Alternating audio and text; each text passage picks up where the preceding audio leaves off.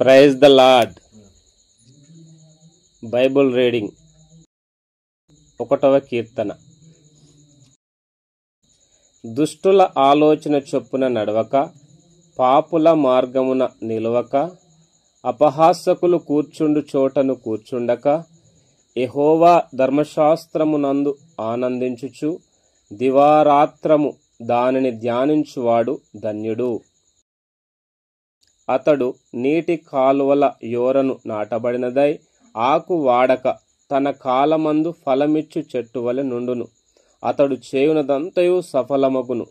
దుష్టులు అలాగున నుండక గాలి చెదరగొట్టు పొట్టు వలె నుందురు.